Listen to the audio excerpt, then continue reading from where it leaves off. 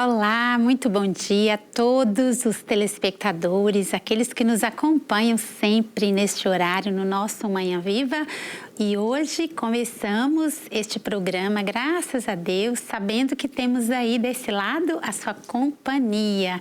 O tema do nosso programa é a tradição desperta nos vinhos. Olha que coisa boa, vamos falar de vinhos, que eu sei que é algo muito precioso para o nosso povo português, não é? Como nós também gostamos de um bom vinho. Então, este é o tema do nosso programa. Para quem quer aprender muito sobre vinho, assim como eu quero neste programa, nós vamos ter oportunidade de aprender, de adentrar, não é? Nesse fascinante mundo dos vinhos e as tradições que envolvem também a produção dos vinhos. A gente sabe que em cada garrafa de vinho encontramos não apenas um produto, mas uma rica história cultural, um legado que vai passando aí de geração em geração.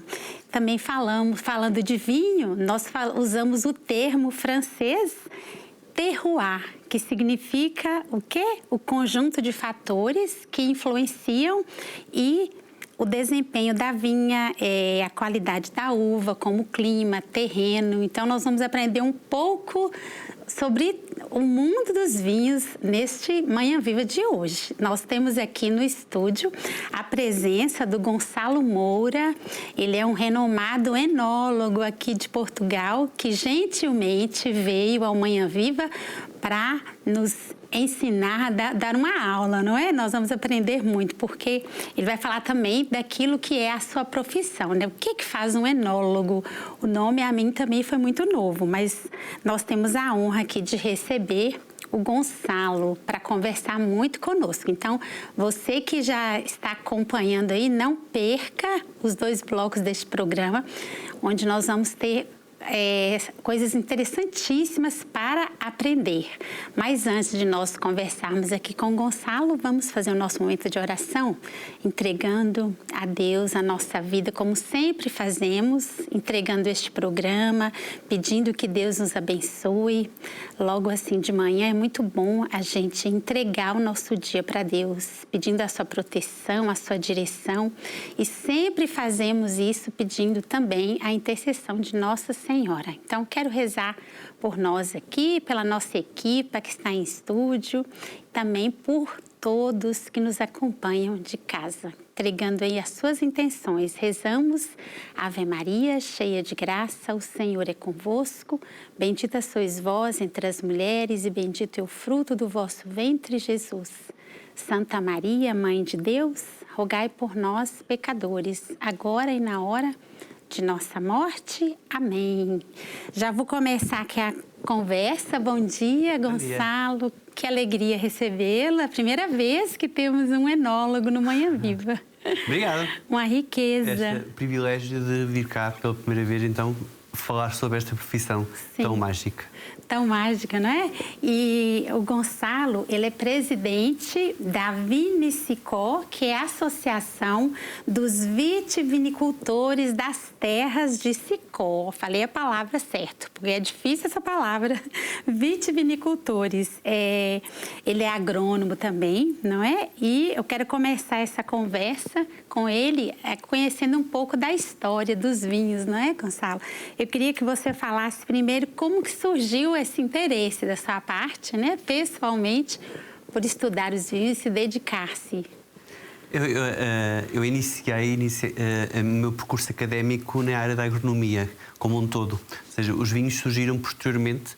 Eu estudava agronomia, estudava muito mais a área da proteção das plantas, ou seja, as doenças que estão associadas às plantas, e surgiu no meu último ano um estágio na vinha, mas ligado à proteção das plantas, ou seja, doenças e pragas na vinha. Foi tão interessante, a vinha era algo era uma cultura que eu sempre acompanhei e sempre gostei, e daí foi um passo a me apaixonar também pelo processo todo, ou seja, não apenas o processo de produção da uva, mas depois o processo de transformação da uva para o vinho. E foi aí que cresceu, há 19 anos, esta vontade de estudar um bocadinho mais, perceber melhor e começar a fazer vinhos. Sim. Então, eu queria que você falasse também o que faz um enólogo, Gonçalo. O enólogo faz imensas coisas, ou seja, aqui há uma junção quase entre a agronomia, ou seja, e depois aquilo que é a ciência da produção de vinhos. O que faço eu é, vou gerindo todos os aspectos necessários para a produção da uva, e aqui estamos a falar de todos os cuidados, desde a poda até nós termos a nossa vindima feita.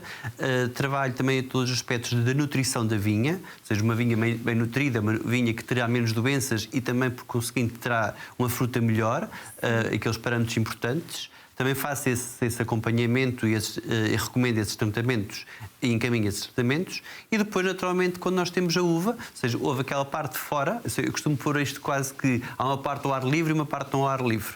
E eu estou na parte não ao ar livre, que é a grande parte do tempo, que é quando a vinha desenvolve e cuido de todos os aspectos relacionados com ela. E depois a parte de dentro, que é na adega, quando eu recebo a uva e a transformo para que ela consiga, o sumo da uva se transforme em vinho e posteriormente depois haja os amadurecimentos e todos os processos normais até chegar à garrafa.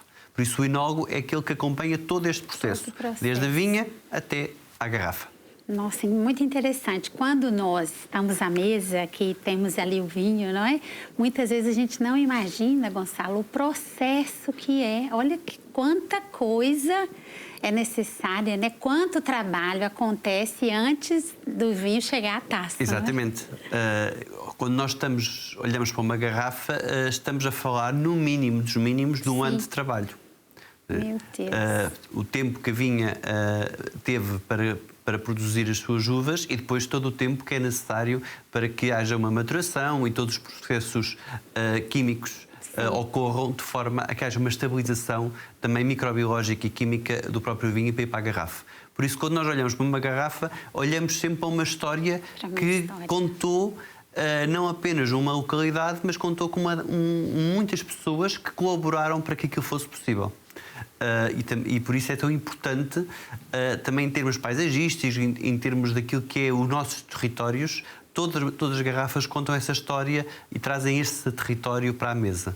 Por isso nós nunca estamos só perante uma garrafa e um vinho. Estamos perante, efetivamente, uma tradição. Sim, uma tradição, uma história. Por trás de um vinho que tem uma história, não é? Uma história. Uma cultura também linda, não é, Gonçalo? Eu vou sentindo assim na sua fala, né? Uma beleza muito grande no processo de produção, no vinho mesmo, não é? Isto é muito ligado também àquilo que nós somos enquanto à nossa Portugalidade. Sim.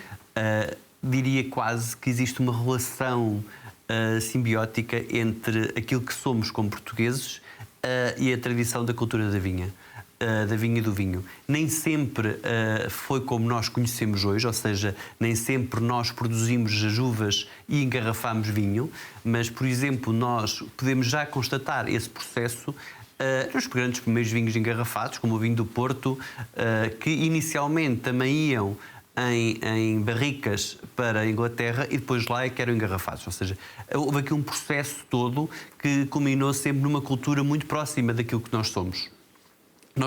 Éramos um país rural, ainda hoje somos um país rural, apesar de a ruralidade estar a ser cada vez mais escassa e uma parte do país fica deserto, mas efetivamente o vinho estava associado também às tradições e também àquilo que as pessoas faziam, ou seja, a gastronomia portuguesa está muito associada àquilo que as pessoas também bebiam.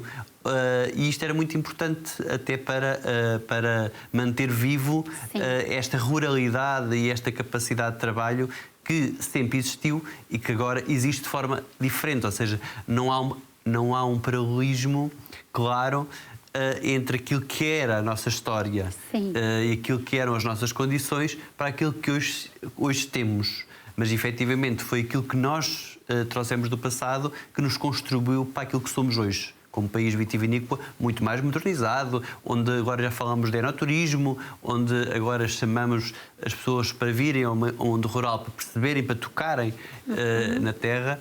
O que na altura, no início desta grande história vitivinícola nacional, não era assim. Sim, mas sem perder a originalidade, a beleza. Exatamente. Não é? Esta é o pormenor fantástico Fantástico é uma palavra que uso muitas vezes. Claro. Fantástico da nossa história vitivinícola. Ou seja, houve realmente modernizações que tiveram de vir, fruto dos tempos, fruto da necessidade do mercado, mas nunca perdemos aquilo que é a nossa tradição vitivinícola, os nossos modos de produção, as nossas castas, que também são muito importantes, as castas autóctones portuguesas, que são variadíssimas, são mais de 200 castas autóctones, e isto é muito importante. Também, por exemplo, os blends, que é a conjugação de castas para fazer vinhos, ou seja, é algo que é muito tradicional na Europa, mas, por exemplo, no Novo Mundo não é tão tradicional. Existe muito mais a noção de eu vou pedir um Chardonnay ou peço um Merlot. Em Portugal nós usamos muito mais eu vou beber uma região ou bebo uma marca. Porque nós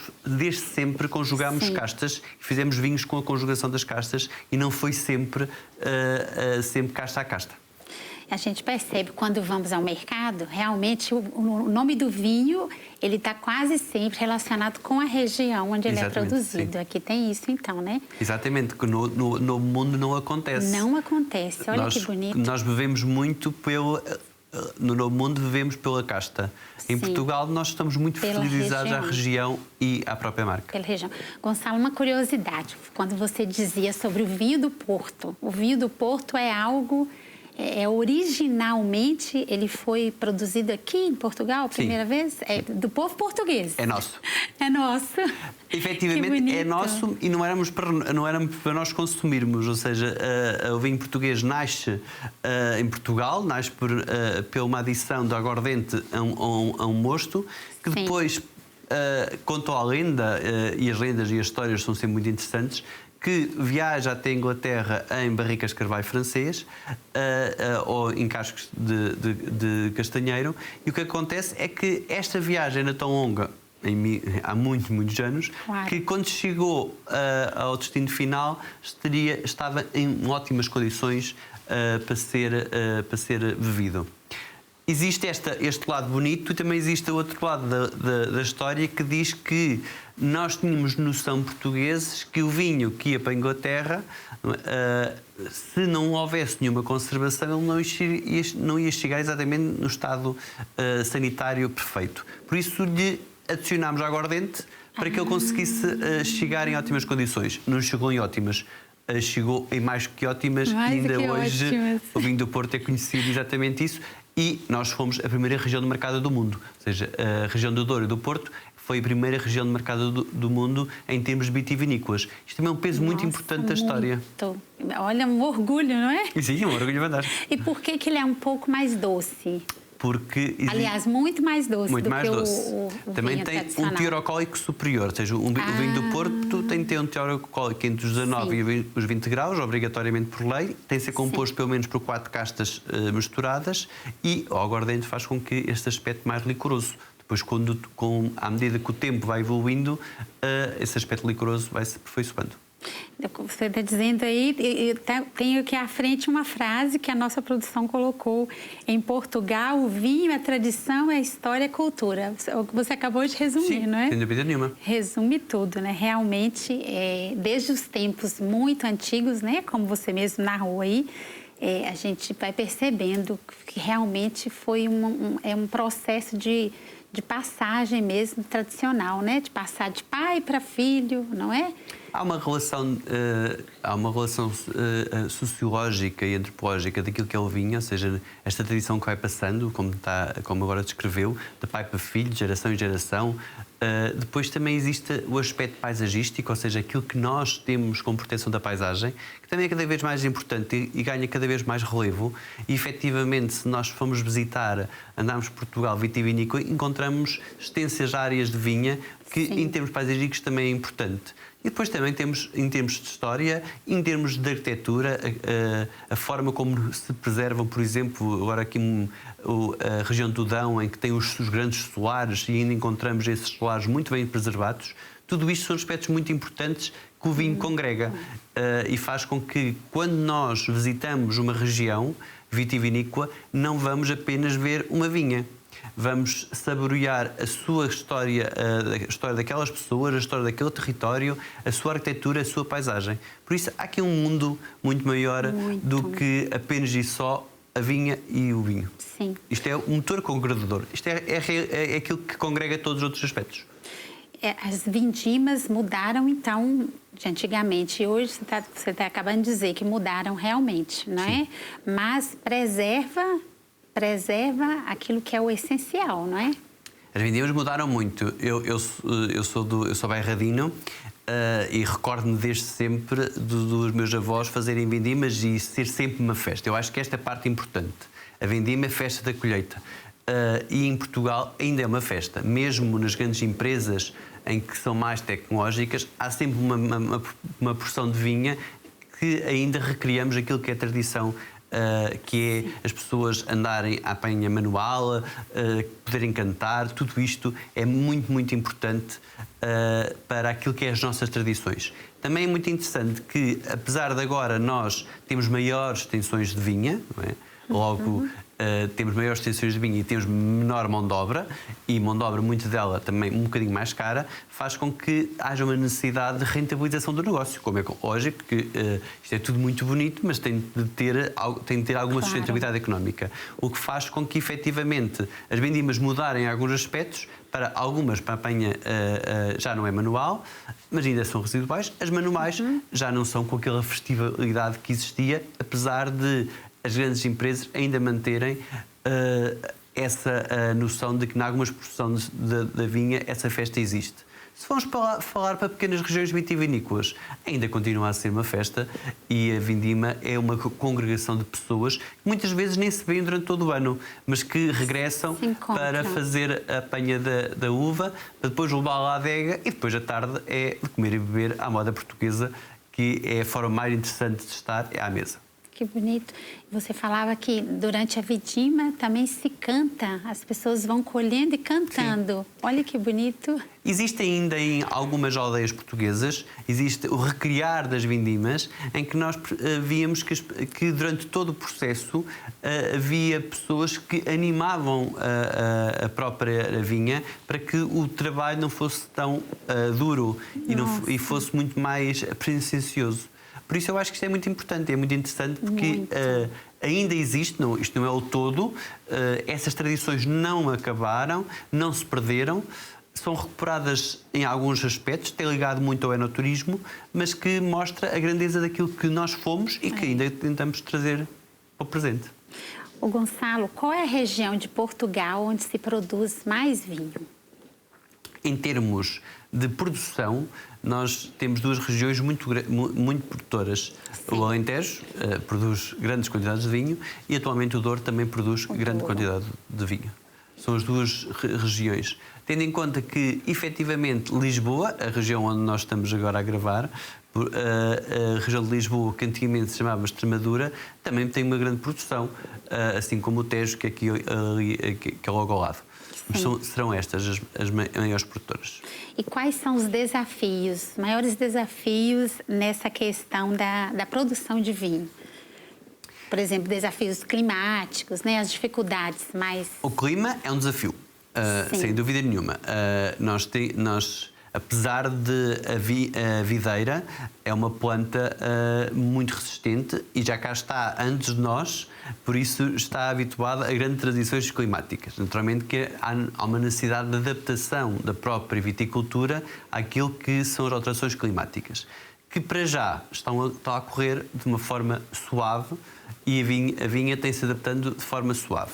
Sim. Agora, há uma necessidade, este é um problema, que é as alterações climáticas, que nos levam a outros problemas, que é uma mudança de comportamento das doenças e das pragas da vinha.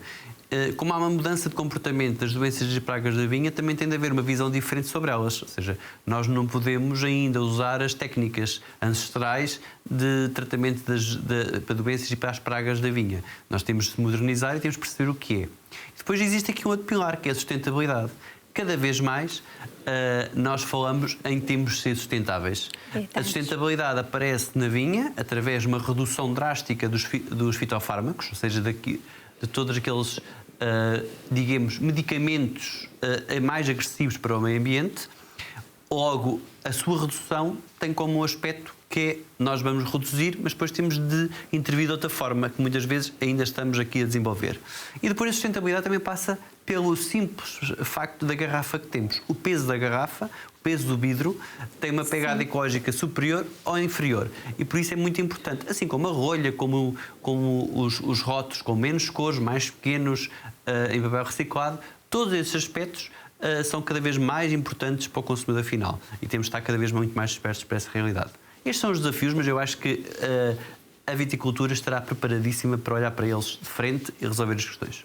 Claro, uma cultura aí centenária, poderíamos dizer milenar, né? Exatamente, por isso não vai ser estes problemas que nos vão atrasar o caminho.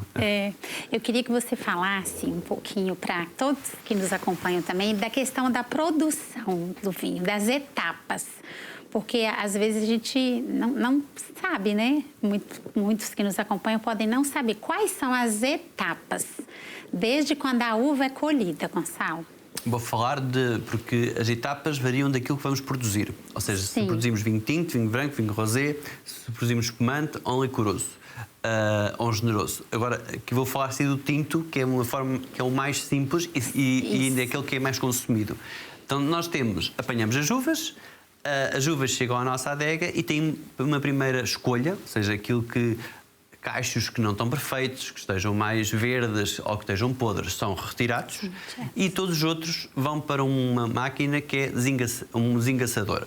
Esse desengaçador é uma máquina que basicamente tem umas membranas que faz com que o engaço, que é aquela parte linhosa do cacho onde estão agarradas as uvas, se despregue. E assim, para um lado vai o engaço, para o outro lado vão as uvas. As uvas seguem o circuito normal e vão para uma cuba de fermentação. Ou seja, as uvas estão na cuba de fermentação, onde aqui existe o trabalho do enólogo, em que faz a primeira análise a aspectos muito importantes como o álcool provável, como o pH, como a acidez total e outros, como os compostos fenólicos, para perceber aquilo que efetivamente a natureza nos dá, aquilo que nós queremos como resultado final e aquilo que é necessário equilibrar ou melhorar.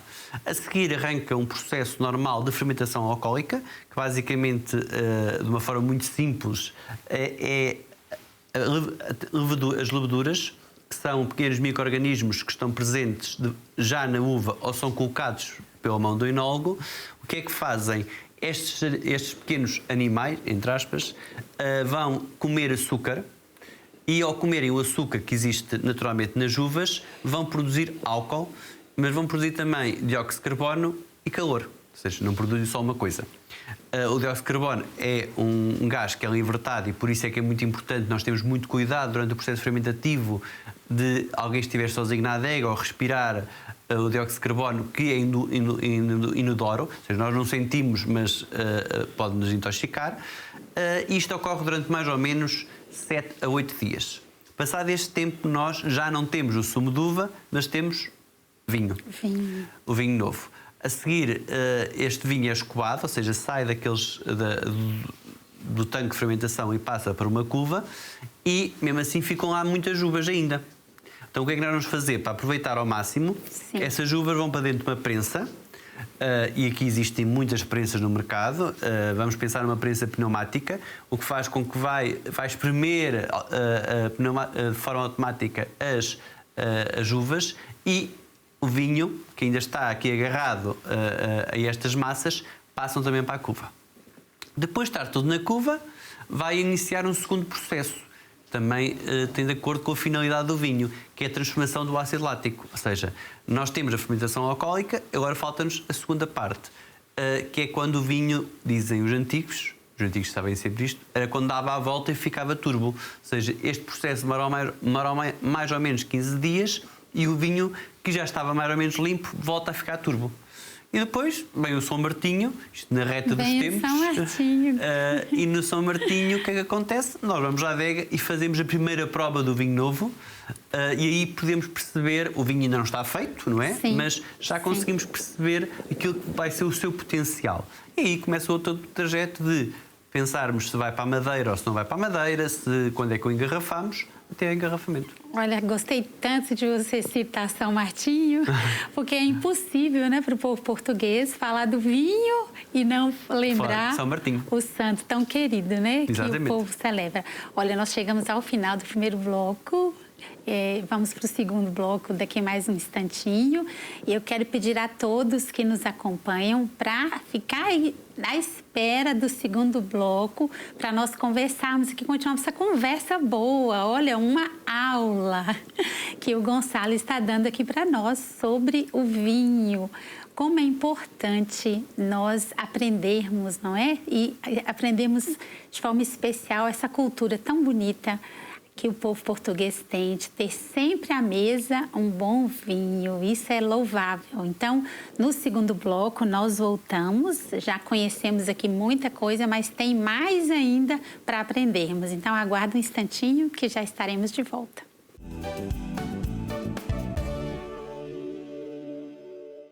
Voltamos com o segundo bloco do nosso Manhã Viva de hoje, trazendo um assunto que é muito querido e especial para o povo português, que é a tradição dos vinhos.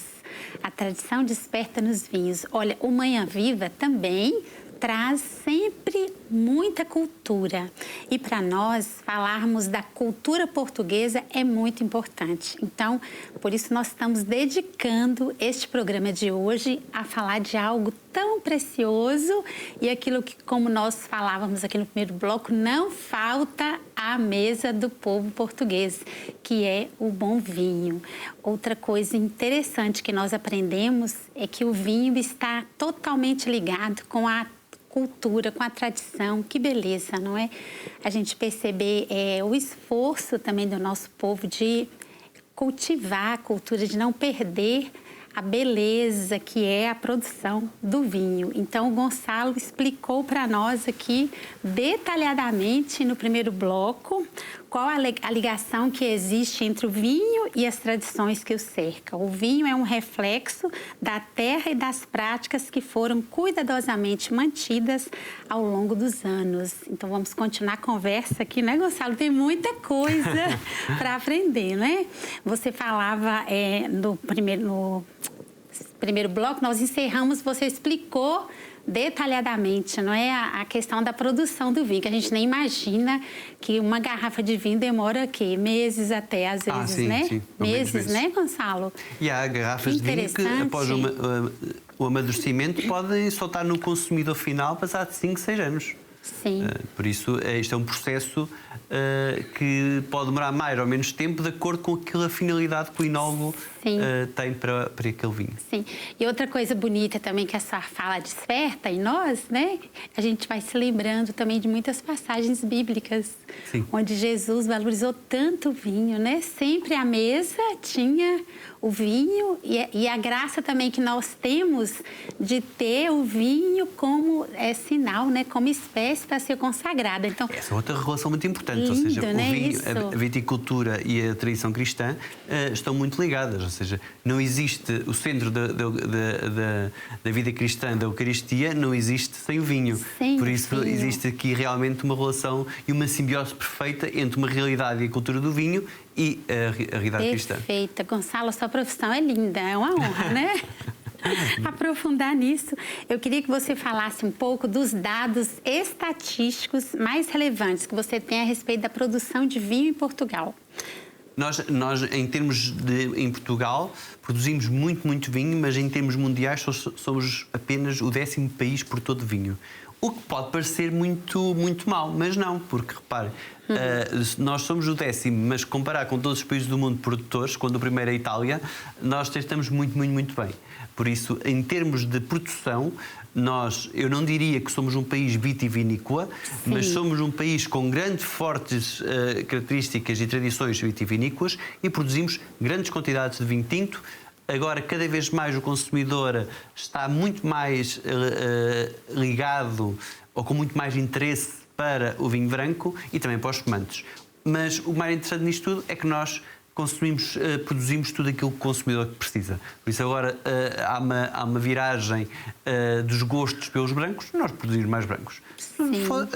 Há uma viragem, gostam mais de espumante, nós produzimos mais espumante, e é assim também que vai se gerindo o mercado e as tendências próprias que brotam de um bocadinho daquilo que é a comunicação social, que é os fazedores de opinião em relação aos vinhos, que são as feiras. Tudo isto vai fazendo com que existem tendências que vão surgindo no mercado e que têm de ser absorvidas pelo próprio setor, para que o setor depois dê resposta a essas tendências. Sim. Gonçalo, eu fico pensando, devem haver muitas famílias que produzem o vinho para o próprio consumo, sem necessariamente vender ou comercializar o produto, Sim. não é?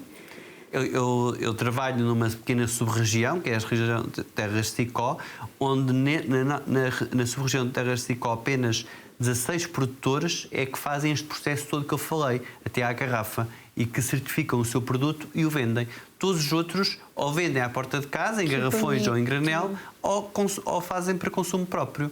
Isto também é muito importante porque traz com que a economia circular funcione de uma forma perfeita, ou quase perfeita, faz com que haja algum retorno económico que vai ajudar na ruralidade e nas famílias rurais, e faz com que aquilo que nós falámos no primeiro bloco, que é a preservação da paisagem, em que nós passamos e vemos vinhedos e não vimos apenas matagal ou terras abandonadas. Sim. Tudo isto tem muito aspecto, é muito importante. Sem contar que o sabor ou talvez o prazer também de comprar um vinho, assim, pensa, não é? É diferente. Totalmente exatamente. Natural, é totalmente diferente, não é? O sabor também com certeza deve ser, né, Gonçalo? Exatamente. Tem um sabor muito mais autêntico.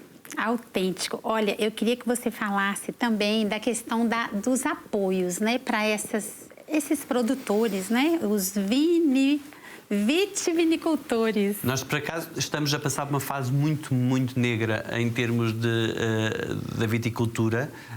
Isto muito a propósito de algumas leis europeias que vêm surgindo, ou seja, há uma modificação. Estou a falar dos vinhos certificados, ou seja, aqueles que nós consumimos e compramos nas garrafeiras, nos supermercados, consumimos nos restaurantes. Existe uma mudança da rotulagem que leva a que houvesse aqui algumas mudanças também de paradigma. Sim. Efetivamente, o consumo de bebidas alcoólicas, vinho, tem diminuído.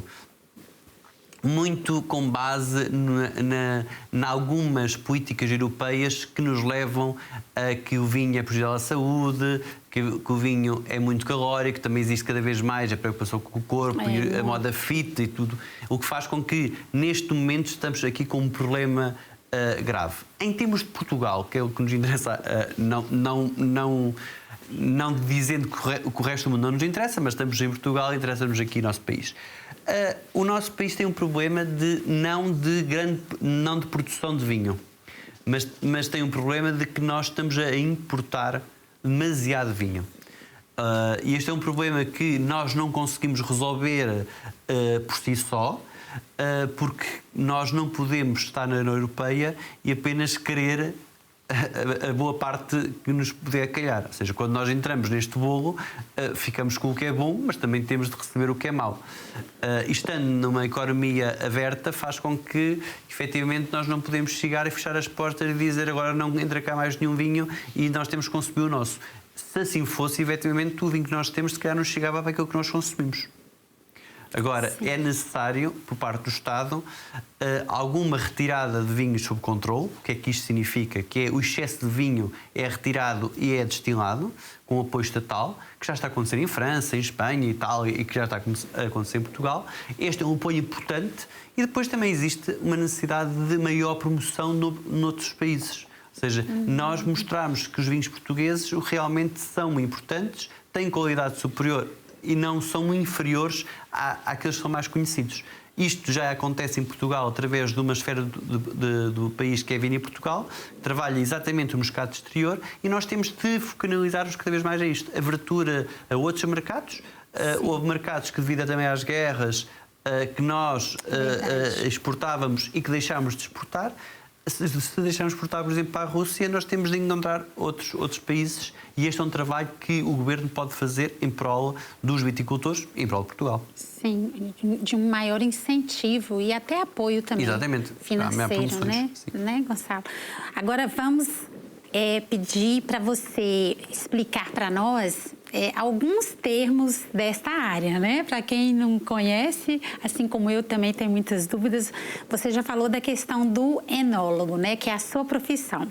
E eu queria que você falasse sobre outros especialistas do vinho, os sommeliers, é isso, né? A produção, os enófilos, os consultores de vinho, entre outros, que você pudesse elencar para nós. Acho que o mais importante será o vitivinicultor, ou seja, aquele que cuida da parcela de vinha e faz acontecer o vinho. Ou seja, este é o produtor normal.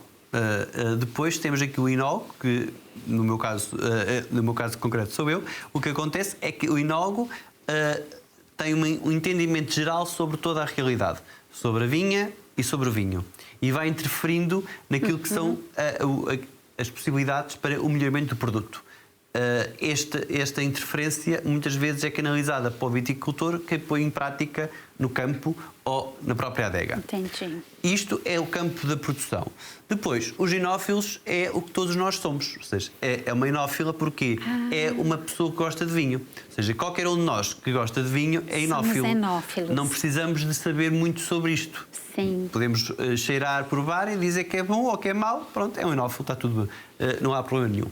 Depois temos aqui os sommeliers, que efetivamente é uma profissão que existia já e que nasce em França, não ligada ao vinho, o que é mais engraçado, ligado a uma outra produção agrícola, que era os animais, mas depois é trazida para o vinho. E um sommelier é um especialista em prova de vinhos e também em harmonização desse vinho com aquilo que nós vamos comer. Ou seja, é um especialista que está na cadeia final. Ou seja, se o viticultor está na cadeia, em toda a cadeia, do princípio ao fim, o enólogo intervém também em toda a cadeia, o sommelier intervém na cadeia da garrafa ao consumidor. E ele vai estar, desculpa te interromper, ele vai estar muito nos restaurantes, então, não exatamente. O sommelier, efetivamente, é onde deve estar, nos restaurantes. Nos restaurantes.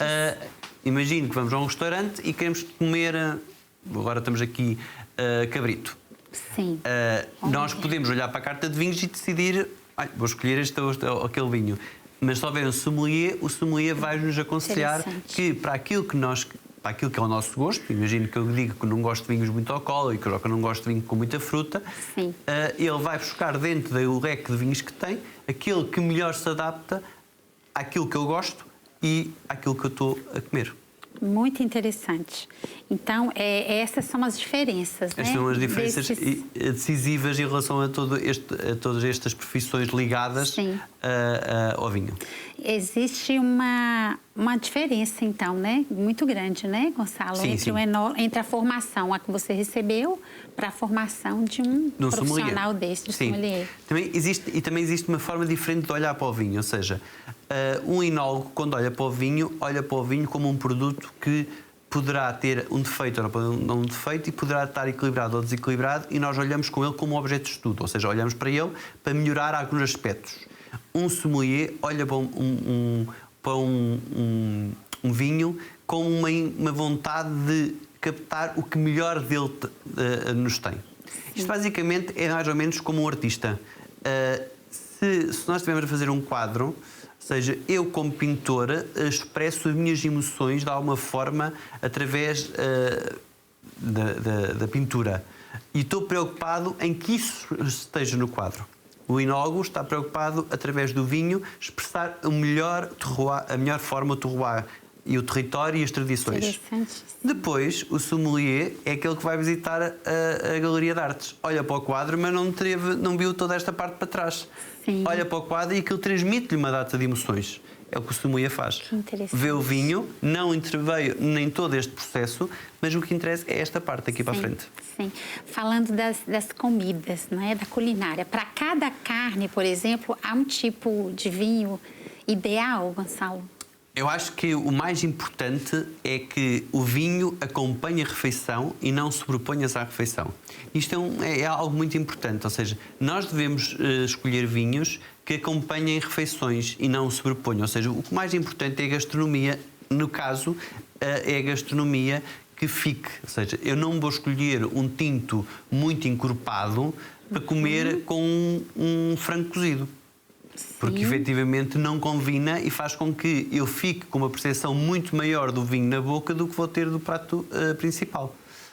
E esta é sempre a forma mais sensata de nós escolhermos vinhos. Tem de haver este equilíbrio, mas que a comida deve se propor realmente ao vinho. Porque o vinho acompanha. E existe algo muito importante. O vinho acompanha de tal maneira a comida que acompanha-nos também na refeição. Porque os pratos vão e vêm, são levantados e são trazidos, mas a garrafa de vinho mantém-se. Por isso o vinho acompanha todo o momento celebrativo. Celebrativo no sentido de que uma refeição, e aqui quase que projetamos outra vez à Igreja e à Bíblia, como um momento de alimentação que é um momento celebrativo. Sim. E se é celebrativo, o prato vem, o vinho fica e celebramos com ele. Que bonito, né? Por isso que Jesus usou tanto, né? Exatamente.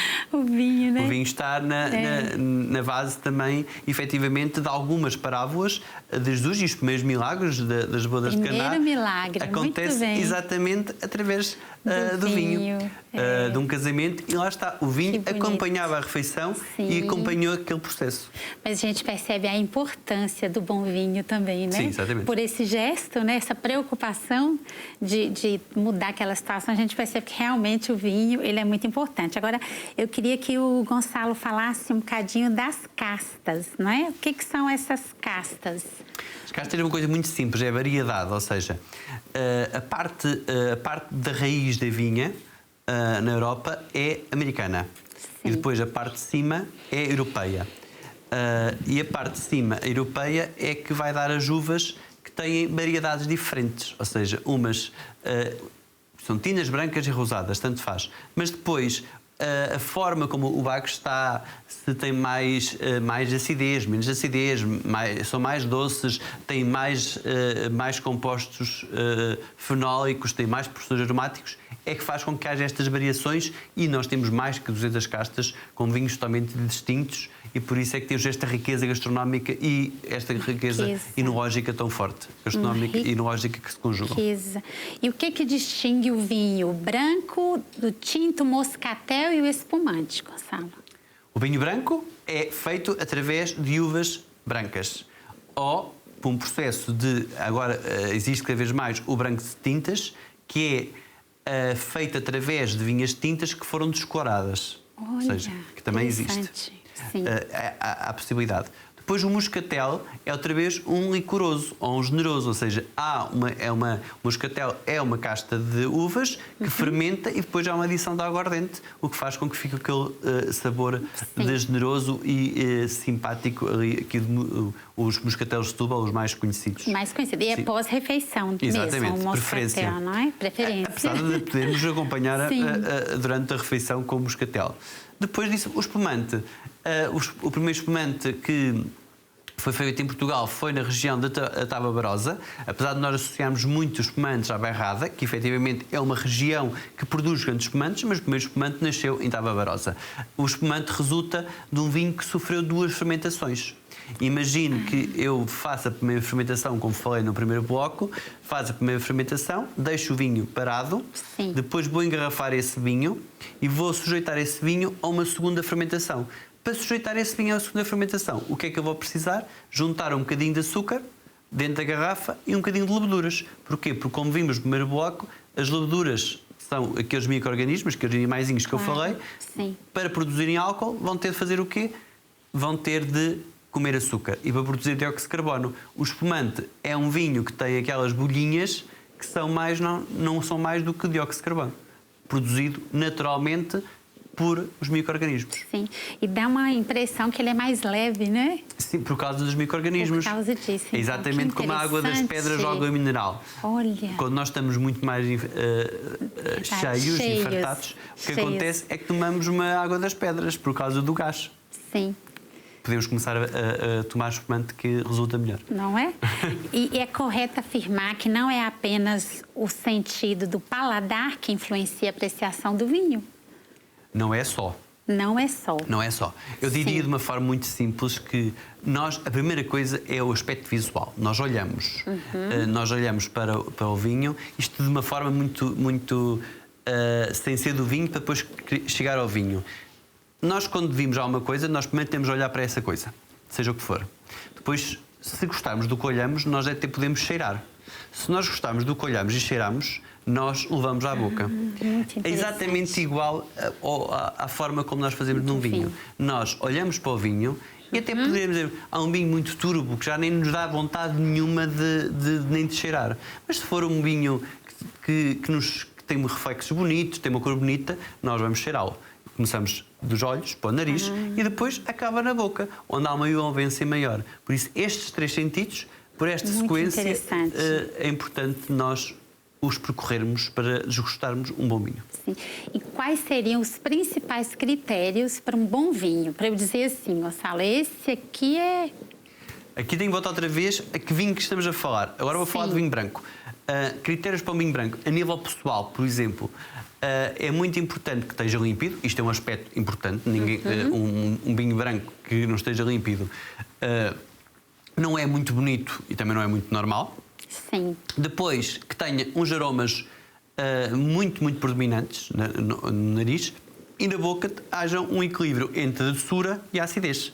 Porque senão nós também temos um vinho branco que não esteja minimamente ácido, também um vinho que nós podemos dizer considerar chato na boca, que nós estamos a beber, mas parece que enche demasiado a boca e não nos deixa aquela sensação de quase mentolada, que é muito importante nos vinhos brancos. Eu diria que um vinho branco límpido, que tenha esta percepção aromática simpática de alguma fruta, de algumas flores e depois de uma leve acidez, é o ideal. Faz tanta diferença para a gente quando a gente está ouvindo-te, né? Que, nossa, quando for apreciar o próximo vinho, a gente já vai ter mais atenção. Vai ter mais atenção. E qual é o vinho mais caro, Gonçalo, do mundo, assim, eu poderia dizer? Olha, o vinho mais caro do mundo não sei, mas como eu trabalho numa sub-região muito pequenina que é Terras de Sicó, eu diria que os mais caros do mundo, que não o são, mas deviam ser, são aqueles que são produzidos nesta sub-região. Olha. Terras de Sicó. Porquê? Porque esta sub-região de Terras de Sicó é uma sub-região muito pequenina, seja, e produz muito pouco, mas e é no meio rural, ou seja, e é muito importante, por isso acho que não será, certamente, em termos económicos, os vinhos mais caros do mundo, mas, sem dúvida nenhuma, são aqueles que nós devemos conhecer e, por isso, são os mais caros. Interessante, né? Porque aí está associado com a raridade também. São raros, claramente, né? a raridade daqueles vinhos. E repare, isto é espertíssimo, porque da encosta de Aire para cima, para norte de Portugal, já entramos na Terras de Sicó. E até Coimbra, nós estamos todos em Terras de Sicó. Esta faixa de terreno é Terras de Sicó, só depois é que começa a bairrada. Por isso que há, então, nessa região, a associação. Exatamente, a Associação Vitivinicultores existe lá exatamente para congregar estes produtores que vivem neste maciço de Sicó.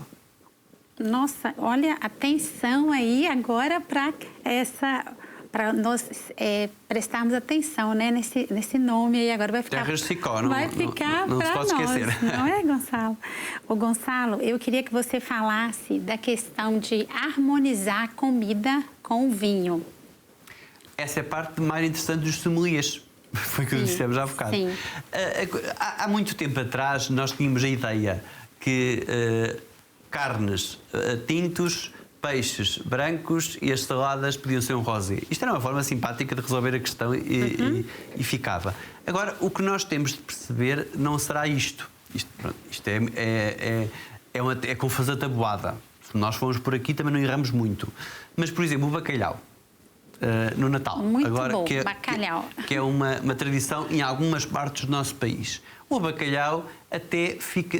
É um peixe, por isso, rapidamente, nós íamos levar este peixe para um vinho branco. Mas o bacalhau, como é feito em Portugal, ainda tradição natalícia, sem ser aquele cozido só, e mesmo que seja aquele cozido, muitas vezes é ensopado em azeite.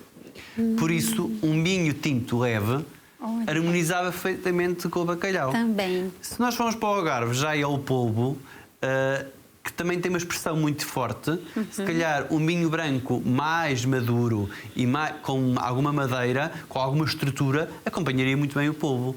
Por isso é muito importante nós percebermos este equilíbrio. Ou seja, a comida, se é muito forte, aguenta vinhos mais fortes. Comida mais leve, não podemos pôr um tinto encorpado numa comida leve.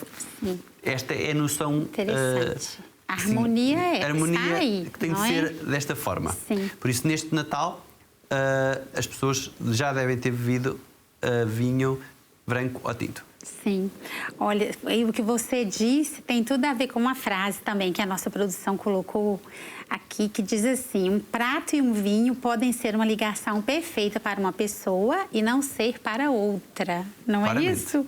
O que você disse, que foi dito pelo Luiz Gradíssimo, gastrônomo e enófilo também, como Exatamente. você. Concorda com essa afirmação, então, Sim, né? sim, de maneira nenhuma. Esta percepção é muito importante. Por isso é que o mundo dos vinhos é muito, muito bonito. Sim, porque, muito repara, bonito. se nós formos a uma revista de vinhos ou a um canal de crítica de vinhos, nós encontramos o mesmo vinho, foi provado por não sei quantas pessoas e todos nós temos percepções diferentes. Sim. Mas isto acontece também porque o vinho vive daquilo que é a nossa percepção, daquilo que é o nosso momento. Por isso é que esta relação também pessoal entre eu e o vinho, entre você e o vinho. Porquê? Porque é muito importante naquilo que se sente hoje, qual é a sua capacidade afetiva hoje.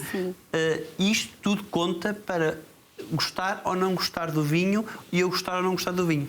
Tem muito a ver com também as minhas memórias, o meu estado de alma e tudo isso. Sim. Gonçalo, já estamos quase no final do nosso programa, né? É uma pena que passa tão rápido, mas eu queria que você dissesse se você pode, né, indicar um vinho português imperdível para quem está começando, por exemplo, a apreciar os vinhos, né? Ou também como eu, que vou ter um olhar diferenciado agora quando tiver uma taça de vinho às mãos. Eu né? agora aqui vou voltar a fazer promoção vitivinícola. Sim. E volto outra vez à minha região, à Terras de Sicó. Por isso eu diria que Terras de Sicó podem provar os vinhos da Fundação ADFP, os vinhos da Encosta da Cribeira, os vinhos da Casa de Alfafara, os vinhos de Lapa dos Reis, os vinhos Monte Formigão, Vinha das Penicas, o Pingarelho, o Almancim, o Alegre, todos estes vinhos e mais a Foreira, a Tapada de Sabogos, todos estes vinhos que eu agora mencionei são da sub-região de Terras de Sicó. Sim. E são únicos. Será uma experiência duplamente fantástica, porque primeiro estão a ter uma experiência enológica nova e segundo estão a beber vinhos que muito raros existirem por aí. Raros. Olha, muito obrigada. Obrigado, eu. Nós só temos que agradecer, né, a riqueza, Gonçalo, cultural, né, de informações, tudo que você trouxe para nós. Realmente foi muito bom esse programa e ouvir-te também. Muito obrigada. Obrigado, eu. E bebam Terras de Sicó. E se não encontrarem, bebam vinho. Seja de que região for. Sempre, não é? Bebamos um bom vinho. Então, hoje nós tivemos aí esta grande oportunidade de estarmos aqui com o Gonçalo, que é enólogo. Quem acompanhou o primeiro bloco, o segundo bloco do Manhã Viva, eu tenho certeza que fez uma experiência incrível de aprender mais sobre o vinho. Olha, este programa fica gravado no YouTube da Canção Nova Portugal, na playlist do Manhã Viva. Você pode enviar esse programa, porque muita gente precisa aprender e ter um olhar diferenciado. Quero agradecer a todos que nos acompanharam no Manhã Viva de hoje, Manhã Viva Cultural, falando aí de algo tão precioso para o povo português. Então, deixo aqui o meu abraço, também o agradecimento aos nossos benfeitores e até o próximo programa, se Deus quiser.